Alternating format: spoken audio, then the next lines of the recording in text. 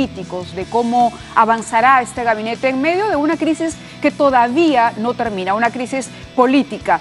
Y más adelante estará con nosotros la periodista Rosa María Palacios, quien ha sido muy crítica con el indulto otorgado por el presidente Pedro Pablo Kuczynski al expresidente Alberto Fujimori. Eso es lo que viene en el programa. Saludamos al ministro. Muy buenas noches, bienvenido. Muy buenas noches, Mávila, y un placer estar por aquí. Gracias. Bueno, lo primero que quería preguntarles, ¿cómo toma la reacción del partido? Porque no cesan los comentarios, ¿no? El expresidente Alan García publicó en su Facebook, no sé si tenemos en Switcher este párrafo, donde él destaca y dice: el gobierno recluta a quienes, habiendo sido los mayores críticos del presidente y del indulto, bueno, no se refiere a usted, porque usted no emitió una opinión en contra, sino más bien al señor Barreda, pero dice: aceptan su oferta con el pretexto de contribuir o de conseguir empleo para los compañeros. Es un nuevo desacato a la orden del plenario, de las bases, un ultraje de estas, considerando que pueden cambiar su fe y compromiso político por direcciones, asesorías o cualquier otro plato de lentejas. Bastante duro Alan García en este comentario, y la pregunta era: ¿cómo está manejando usted esas relaciones partidarias? Bueno, en líneas generales, le agradezco la pregunta, Mávila, y es cierto, leí el comunicado el día de ayer por la mañana, pero yo quiero decirle que la razón por la que yo he aceptado enfrentar la situación tan crítica que ha descrito en el sector salud es precisamente porque yo soy un profesional de la salud de hace muchísimos años. Yo vengo trabajando en el tema público de salud y en el tema privado de salud también durante muchísimos años a lo largo de mi vida profesional, que tiene que ver desde que llegué al Perú, cuando regresé en el año 86, en el Hospital María Auxiliadora, como asistente. Finalmente pasé a ser director unos años después, pasé al Consejo Nacional de Salud, estuve en el Ministerio de Salud asesorando a algunos ministros y viceministros, estuve en la Superintendencia Nacional de Salud, de manera que yo soy testigo de lo que sufre la población, lo que sufre el recurso humano en salud y lo que sufre la población en general, a lo que usted ha descrito bien como un sistema, un servicio de salud crítico. ¿Usted se imaginó, por todo este interés y preocupación, en algún momento ocupar el cargo que está ocupando ahora? No, definitivamente no, a pesar de que, por ejemplo, en el año 2006 hasta el 2012 o 13, yo participé en cargos importantes dentro del ministerio. Me refiero a la alta dirección, a la superintendencia adjunta en la Superintendencia Nacional de Aseguramiento en Salud, y no fui convocado a ningún cargo mayor. Y de verdad que, siendo un gobierno en el que obviamente no es de mi filiación, naturalmente que era impensado. Yo recibí una invitación muy poco antes por parte de la Premier, ella lo ha contado, para integrar este gabinete. Entiendo que entrevistó a muchas personas, por alguna razón que ella misma ha descrito, le pareció interesante el perfil, el trabajo que yo había desarrollado, pero fundamentalmente yo le expresé mi vocación de servicio. Y yo creo que en los momentos críticos, en los momentos donde se necesita poner el hombro, no existe color ni bandera política. ¿Es cierto entonces que Mercedes Arauz lo convoca un día antes de la juramentación? Un par de días antes. Un par de días antes. ¿Y la recomendación fue en efecto del señor Barreda o de Jorge del Castillo? No. Ella, entiendo que, la verdad que no le pregunté quién, pero ella fue la que me convocó, y sí sé que hubo más personas que entrevistó. Y luego de eso pasó un día más y recibí la invitación para conversar ahora sí con el presidente, y eso fue realmente muy poco antes de la juramentación. Claro, porque a diferencia del señor Barreda, usted no presenta un permiso de licencia al partido político. No. Sí lo claro, presentó. Yo lo presento cuando me confirman que, entonces, antes de llegar a la juramentación, presento la licencia. ¿Con cuánta anticipación? Bueno, es el mismo día, porque era cuando realmente le habían confirmado. Me habían confirmado, o sea, no era posible presentar una licencia antes. Lo llamaron 2 días antes y lo confirmaron el mismo día de la juramentación. Unas horas antes. Unas horas antes. El día anterior, pero muy tarde, ya no era posible presentar ninguna. ¿No lo sorprendió que para un cargo como el de ministro se le confirmara su participación horas antes de la juramentación? ¿No vio usted que era todo muy apresurado y que esto de alguna manera podía entenderse como una situación de emergencia política? Definitivamente la situación política es difícil, eso es innegable, pero bueno, yo muchas veces escuché a mi padre fue 3 veces ministro, y de manera que no era algo raro de saber que muchas veces los ministros son convocados no con gran antelación. Es más, se conoce que a nadie le dicen mucho tiempo antes que va a ser ministro. Hasta que uno no jura, no es ministro. Puede haber sido convocado y no llegar a juramentar. Eso ha ocurrido también, la historia republicana se da cuenta. De manera tal que no me sorprendió eso, me sorprendió sí que me convocaran, porque no pertenezco al partido político de gobierno, pero sí entendí que era un compromiso con el Perú, un compromiso con el país, un compromiso por el cual yo vivo una emoción social, la siento, de manera que no resultó para mí extraño finalmente. Pero le preguntó, me imagino, a Mercedes Arauz cómo había conocido de su trayectoria, bueno, yo o logrado el contacto para conversar con usted. Bueno, no quiero ser pretencioso, yo soy el presidente de la Sociedad Peruana de Pediatría, he sido conductor muchos años en una radio muy prestigiosa, lo puedo decir, en RPP, de manera que, sin caer en la pretensión, creo que no era tan desconocido. Es más, yo he estado en este set algunas veces, de manera tal que seguramente algunas personas me conocen y alguien seguramente... Pero estamos hablando de un escenario muy delicado, donde se dice que ha resultado muy difícil poder convocar personas. La propia jefa del gabinete ha reconocido que ha sido difícil porque hay mucha gente que no veía el escenario más propicio para sumarse a un equipo de gobierno, ¿no? Estaba el cuestionamiento del indulto, el tema de la supuesta negociación con el fujimorismo para salvar al presidente de una vacancia presidencial. En ese contexto, incluso el APRA se había opuesto a participar de un gobierno en crisis, y eso lo había dejado saber a través de su dirigencia. Bueno, en líneas generales yo le diría que el tema del indulto es un tema que es una facultad del presidente basado en un informe médico, y bueno, si hay algo que no estuvo bien hecho, me imagino que hay espacio para revisarlo. Es decir, yo creo que el Perú debe estar por encima, y los ciudadanos deben estar por encima de lo que significa algún tipo de revanchismo o albergar algún sentimiento encontrado en el interior de cada uno de nosotros. Yo sí creo que cuando un país desea desarrollarse y hay experiencias en el mundo que dicen lo mismo, uno tiene que poner lo suyo para poder aportar al país. Mi compromiso es con el país, primero que nada. ¿Dónde estaba el actual ministro de Salud cuando el presidente indultó a Alberto Fujimori? Era 24 de diciembre, víspera de Navidad. ¿Cómo tomó la noticia? ¿Cuál fue su primera impresión? ¿Le pareció que era un indulto bien otorgado, oportuno? Bueno, yo había escuchado, esto era un tema para todos los ciudadanos, durante mucho tiempo se había hablado del indulto.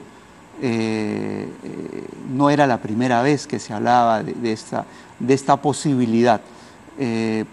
Particularmente yo no tendría por qué apoyar u oponerme, porque créame que podemos tener alguna opinión, pero sobre un hecho ya dado, lo que debe hacerse es revisarlo objetivamente, y habrá quienes lo hagan, ya hay procedimientos que se están haciendo, pero uno más bien tiene que salir adelante. Yo insisto en que jamás se puede mirar hacia atrás. Yo aprendí de mi padre que, a pesar de que seguramente él fue un opositor en algún momento, recuerda usted que estuvo en alguna circunstancia también adversa, pero yo nunca encontré en él un espíritu de revanchismo. A pesar de que pudo haber estado en contra, como uno puede estar en contra de una política de gobierno, en contra de una gestión. Pero jamás eso debe personalizarse. Yo creo que eso es lo que hace daño. Pero como médico y ciudadano, ¿cuál fue su opinión? Es decir, ¿usted hubiese estado a favor si hubiese sido parte del gobierno en otorgar el indulto o hubiese renunciado al gabinete? La pregunta es difícil, ponerse en esos supuestos. Probablemente hubiera revisado con mayor detenimiento de qué se trata y cómo se tomaron las decisiones en ese momento. Esas son decisiones del presidente, entonces es difícil tomar una opinión así, ¿no? Sí, me imagino. ¿Y usted no ha tenido oportunidad de revisar el expediente médico del indulto? Lo he revisado lo que está en la prensa. Eso es lo que ha sido publicado. Lo que ha sido publicado. No sé cómo se produjo y la verdad que he preferido no revisarlo porque no tengo ese espíritu de volver hacia atrás de esa manera. ¿O porque no quiere desencantarse si encuentra que hay algún elemento que podría no justificar el indulto humanitario? Prefiero encontrar los encantos que me puede dar y la satisfacción de servir al pueblo. Entonces es voluntariamente que usted ha decidido no ver el expediente. No se trata solamente de no verlo, sino que por ahora seguramente habrá algunas visiones diferentes y que prefiero escuchar eso para poder tomar alguna... Insisto con el tema porque se ha criticado al presidente de haber colocado 2 ministros para trabajar expresamente en el tema del indulto. Y de alguna manera el corto tiempo que Fernando D'Alessio se mantuvo en el cargo así lo insinuaría, por lo menos. Son 114 días, en 114 días, la verdad, poco es lo que se puede hacer. No tenemos recuerdo de ningún logro importante o destacado del ministro D'Alessio, sino más bien su participación directa en la designación de los funcionarios que finalmente decidieron a su vez la conformación de esta junta médica cuestionada por haber incluido a uno de los médicos tratantes del expresidente Fujimori. Mávila, a mí me parece que es un poco duro hacer un análisis de ese tipo, que decir que solamente designó a los médicos para que hicieran el informe médico, me parece que no es muy justo. Yo no conocía al ministro D'Alessio, lo conocí al final, en el cambio, en la transferencia, pero entiendo que no viniendo de un conocedor de un tema de salud, más bien ajeno al tema de salud, normalmente un ministro que no conoce un sector demora al menos 3 o 6 meses para conocerlo, de manera que es difícil que pudiera haber tomado alguna acción importante, si a eso se refiere, en el tema de salud. Probablemente es diferente mis posibilidades, sin caer en ninguna pretensión, pero yo tengo mucho más conocimiento o acercamiento por haber vivido mucho este tema en salud, no solamente como paciente, sino... Claro, pero fíjese que lo que me está diciendo abona en la hipótesis de que Fernando D'Alessio fue incorporado al gabinete para facilitar el indulto, porque en efecto 3 o 4 meses no da para alguien que viene de la Fuerza Armada y luego de la administración de Centrum para empaparse de la problemática de salud, pues el tiempo queda corto, ¿no? Como médico, ¿usted cómo calificaría la gestión de su antecesor? En principio, yo creo que todos los ministros que han estado anteriormente han puesto lo mejor de sí. Yo podría hablar tal vez de un ministro no médico, podría hablar de otro ministro médico y que tampoco logró hacer todo lo que se propuso a pesar de tener grandes capacidades. De manera tal que yo no podría ponerme, no sé exactamente cuál fue la razón por la que se designa uno u otro ministro anterior. Es imposible que yo lo sepa. ¿Tampoco preguntó por qué terminaba la gestión del ministro anterior? Bueno, yo creo que las posibilidades de continuar en una gestión en el tema estrictamente sanitario estaba un poco complicado porque no se notaban resultados. Se notaban intencionalidades, pero era evidente que faltaba un poco más de conocimiento tal vez del sector. Y probablemente ante las necesidades urgentes de la población, yo creo que eso es legítimo, hacer algún cambio, hacer otra propuesta. Yo creo que eso es legítimo absolutamente en el presidente y en la Premier.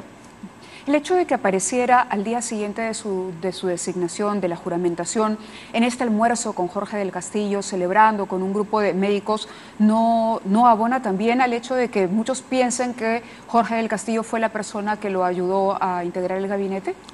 Le cuento lo siguiente. Hace más de 12 años que este grupo de médicos apristas se reúne.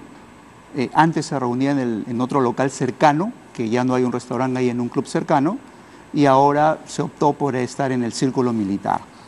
Ese grupo, inclusive, yo soy uno de los fundadores, y era un grupo de análisis político en salud, porque hemos sido estudiosos de la problemática sanitaria, y por ahí han pasado médicos y no médicos, apristas y no apristas, con calificaciones para discutir temas de salud. Dirigentes nacionales también del partido. Fíjese que cuando vivía Armando Villanueva también ha ido. Porque él dice que lo invitaron. Cuando se le preguntó, él dijo, yo fui invitado a este almuerzo. Y yo también fui invitado esta vez porque no puedo ir con toda la regularidad que quisiera, porque obviamente por razones de trabajo procuro ir al menos 1 o 2 veces al mes, no siempre puedo hacerlo. Y naturalmente, después de haber compartido tantos años esa mesa, cuando ocurre la designación, me avisan me invitan rápidamente para participar y felicitarme. El tema era felicitar la designación. Estuve muy poco tiempo, porque ese día había Consejo de Ministros, teníamos un almuerzo por el cual pedí excusarme al propio presidente de la Premier para ir a esta reunión rápida, y me encontré con muchas personas, habían muchas personas, estuve 30 o 40 minutos y ahí me fui al ministerio rápidamente. Escuché decir esta mañana que todavía no recibe formalmente esta notificación del partido sobre su expulsión. Es correcto, no le he recibido hasta ahora, y Mávila, le cuento que seguramente más adelante la recibiré. Dentro del partido hay todo el ordenamiento para los procedimientos que deben continuar, pero tampoco es algo que voy a hacer público, con el mayor cariño y respeto. No es algo que voy a tratar en los sets de televisión y en las redes sociales, porque eso no le debe interesar al ciudadano. Mis problemas, mis expulsiones o no expulsiones, son problemas secundarios absolutamente para la población. El ciudadano de a pie, aquel que necesita servicios de salud, necesita que se mejoren las atenciones, que tengan medicamentos, que tenga insumos, que no tenga que amanecerse, le interesa otras cosas de lo que yo pueda hacer. Vayamos entonces a analizar algunos de los problemas que enfrenta el sector salud, porque hay una cantidad impresionante, 20% de la población que no tiene ningún tipo, por ejemplo, de cobertura sanitaria. Es decir, depende directamente de los hospitales estatales. Estamos hablando de 40%, que ha sido la cifra que más hemos repetido en lo que va de los últimos meses, por lo sorprendente, por lo peligrosa de anemia infantil en nuestro país. Vemos esporádicamente y cada vez más seguido mujeres que dan a luz en los pasadizos de los hospitales, pacientes que se quejan de la atención, medicamentos que no llegan porque los hospitales no cumplen con pagarle a los proveedores. ¿Cuál es la lista de prioridades del flamante ministro de Salud? Bueno, la problemática es grande y las prioridades están identificadas, por ejemplo, en la lucha frontal contra la anemia. Eso es como pediatra podía yo decir lo que es inadmisible para mí. Usted ha mencionado cifras de más de 40%, 43% como promedio, pero eso esconde poblaciones como, por ejemplo, en Puno, que está alrededor del 75% de anemia en niños menores de 3 años. 75%. Y otras poblaciones tienen más de 50% de anemia.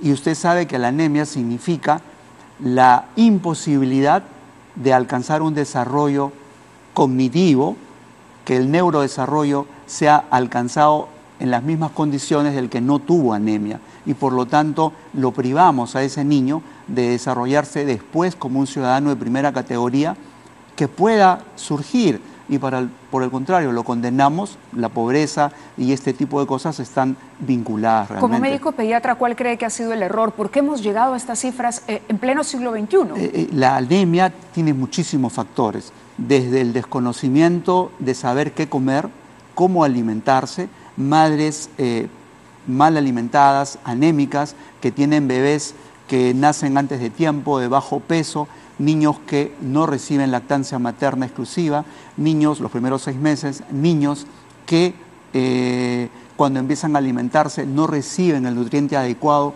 porque no hay una buena educación nutricional, o porque son niños que se enferman repetidamente, y se enferman repetidamente porque no tienen vacunas completas o porque no tienen agua saludable, agua segura, que pueda evitar que se estén infectando. En consecuencia, esto tiene muchos factores.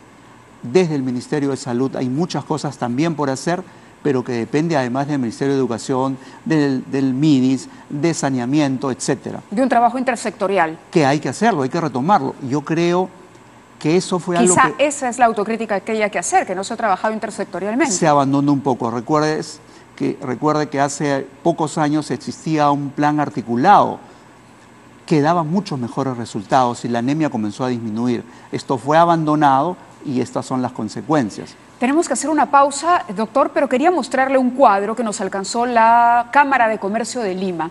Tuvimos como invitado a su presidente en, ¿qué habrá sido? Mediados del año pasado, y él nos hizo llegar cifras realmente escandalosas que provocan escalofríos de la cantidad de dinero que le debían los hospitales públicos a los proveedores.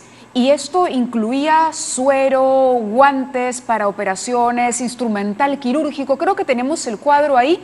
Si me lo permiten, ahí estaban los proveedores, fíjese los montos, ¿no? Esas son las empresas acreedoras, estamos hablando de 4 millones en un caso, otros 4 millones, 2, 1, 1,5. En total las deudas para junio del año 2007 ascendían a 41 millones de soles, lo que evidentemente perjudicaba la actividad económica de estos proveedores que ya simplemente no continuaban porque se había perdido crédito, habían faltado a su palabra hospitales como el Daniel Alcides Carrión, como el Nacional Arzobispo Loaiza. Fíjese los montos de la deuda. Daniel Alcides Carrión, 8 millones, y son deudas todavía impagas porque hemos verificado la información. Quiero hacer una pausa, pero regresamos para abordar este tema también. Vamos a la pausa y volvemos con el ministro de Salud.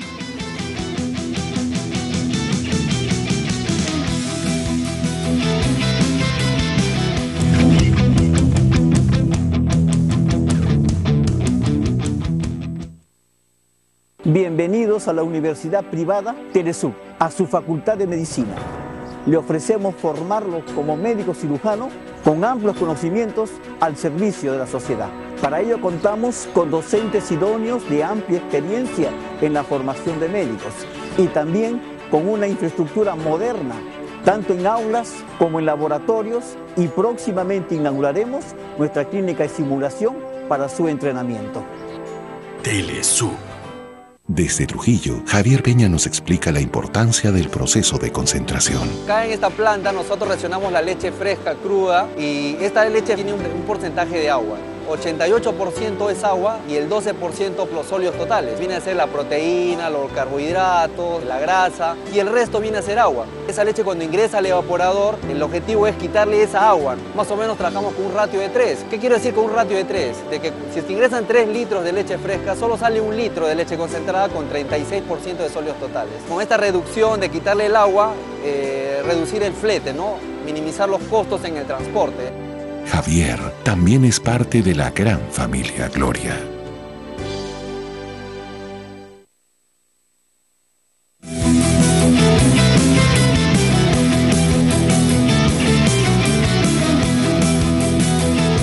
Muy bien, continuamos con la entrevista con el ministro de Salud, Abel Salinas, y hacíamos mención a unos montos tremendos de deudas que corresponden a los hospitales públicos, hospitales que no han cumplido con el pago a sus proveedores. El 26 de junio del año 2017, Mario Mongilardi, presidente de la Cámara de Comercio de Lima, envió una carta al que entonces era el jefe del gabinete, Fernando Zavala, y ministro de Estado en la cartera de Economía. Esto ocurrió después de que Zavala solicitara información para corroborar la denuncia de las deudas. Hubo un compromiso de pago y sin embargo no se cumplió. Luego vino la gestión de Fernando D'Alessio en el MINSA, nuevamente la Cámara de Comercio hizo público esto, más de 41 millones de soles, y hasta el momento sigue ahí y no se puede solucionar este impasse que ha hecho que los proveedores simplemente digan, ¿sabes qué? Trae mi suero, mis analgésicos, mis antibióticos, mis camas quirúrgicas, etcétera, etcétera, etcétera.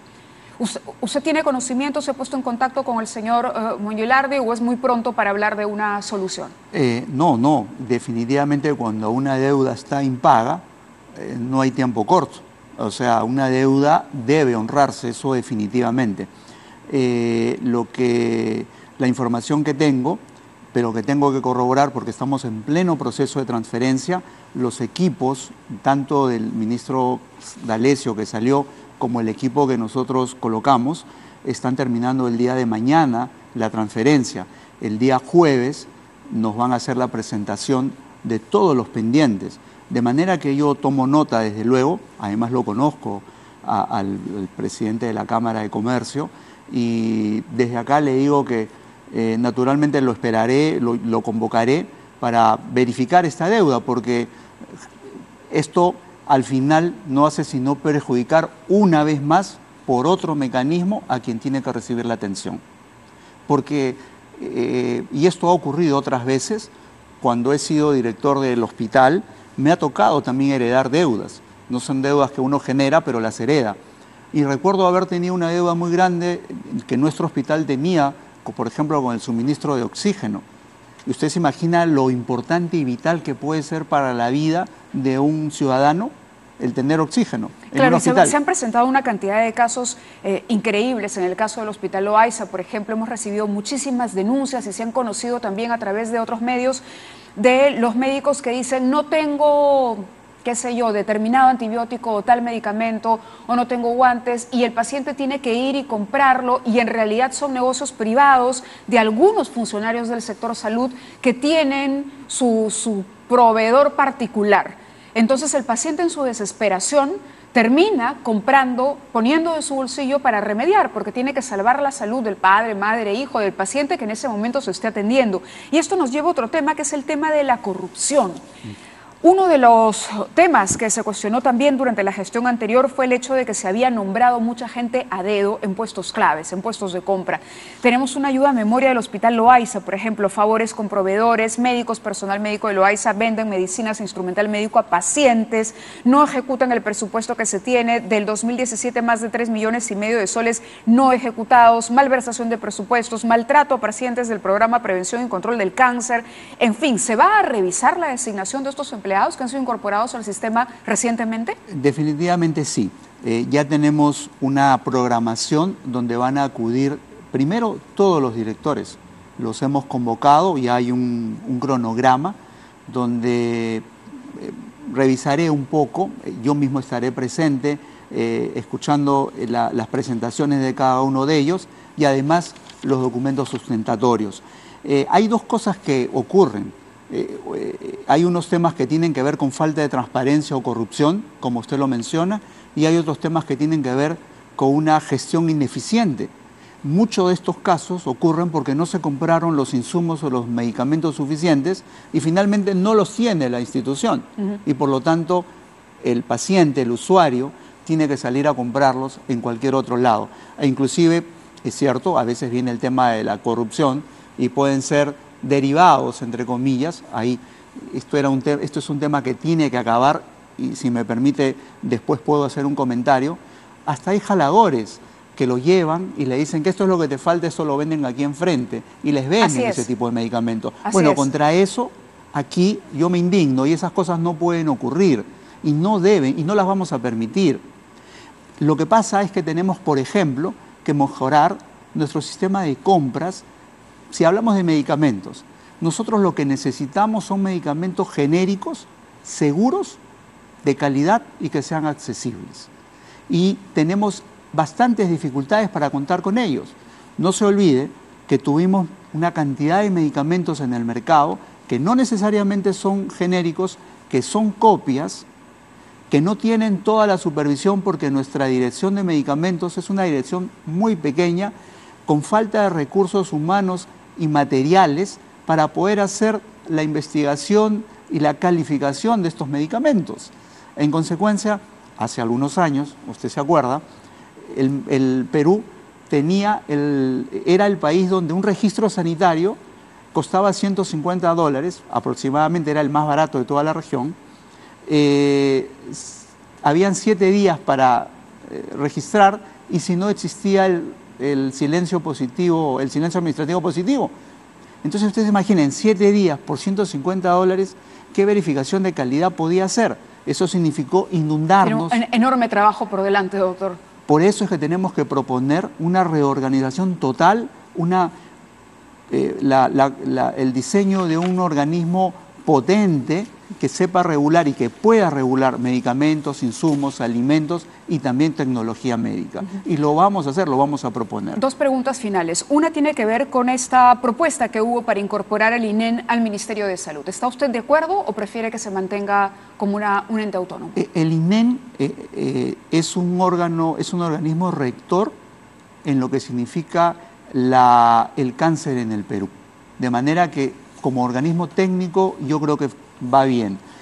Probablemente tenga que revisarse un poco las atribuciones y cualquier sesgo de falta de transparencia que pueda haber ocurrido, que entiendo que eso fue lo que motivó a unas gestiones anteriores a tratar de adscribirlo nuevamente. ¿Pero usted se quedaría con el reforzamiento de la entidad y mantener su autonomía o con la incorporación necesaria al sistema de salud? Yo sí creo en la autonomía de la autonomía del INEN. Y creo, es más, por ejemplo, en el tema de medicamentos, que es una dirección general, así como la DIGESA, que es una dirección general, y no tenemos un organismo que regule tecnología médica, yo sí creo que necesitamos una institución, un organismo público descentralizado, potente, capaz de poder regular. Correcto. Y la última pregunta es sobre el sistema de seguridad social. Es salud. También se habló en un momento de unificar, que salud y el ministerio y los servicios que ofrece fueran un solo esquema. ¿Cómo analiza esa realidad? Es difícil. Sobre todo por la falta de cobertura que hay. Sí. Lo que no es que no tengan que unificarse. La seguridad social es un sistema contributivo de quien tiene un trabajo formal y el empleador paga un 9% del sueldo de la remuneración para atender ese servicio. Los hospitales públicos tienen otra lógica, que viven de los impuestos fundamentalmente. De manera tal que son dos organizaciones diferentes, pero sí tenemos que articularlas.